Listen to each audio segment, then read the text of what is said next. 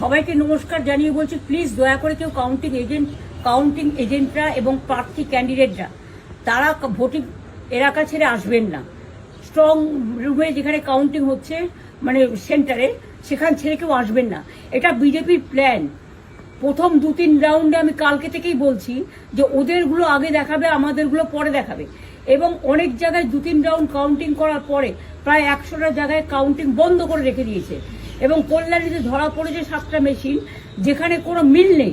এটা total forcefully central ফোর্সকে দিয়ে চারিদিকে তৃণমূল কংগ্রেসের উপর অত্যাচার করছে, অফিস ভাঙছে, জোর করে দখল করছে।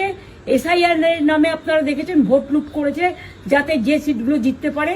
কিন্তু এখনো এমন 70টা সিট আছে, 100টা সিট আছে যেগুলো আমরা এগিয়ে আছি, সেগুলো বলছে না। টোটালটাই মিথ্যে নিউজ খাওয়াচ্ছে। আগে ডিআইসিও এই খবরগুলো দিত, কিন্তু তাকে কালকে চেঞ্জ করে দেওয়া হয়েছে। টোটালটাই ইলেকশন কমিশন নিজের ইচ্ছে মতো খেলছে, এবং সাথে কেন্দ্রীয় বাহিনীকে নিয়ে। এবং আমাদের পুলিশরা টোটাল মাথা নত করে কেন্দ্রীয় বাহিনীর আন্ডারে কাজ করছে। সুতরাং আমি আমাদের কাউন্টিং এজেন্টদের, আমাদের সমস্ত পার্টির কর্মীদের বলবো, অত মন খারাপ করার কারণ নেই। আমি বলেছিলাম সূর্যাস্তের পরে আপনারা জিতবেন।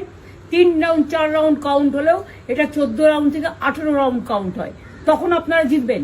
Wait and see, watch. আমরা সবাই আপনাদের সাথে আছি, আপনারা কেউ ভয় পাবেন না, নিশ্চিন্তে থাকুন। আমরা বাঘের বাচ্চার মতো লড়াই করে যাবো।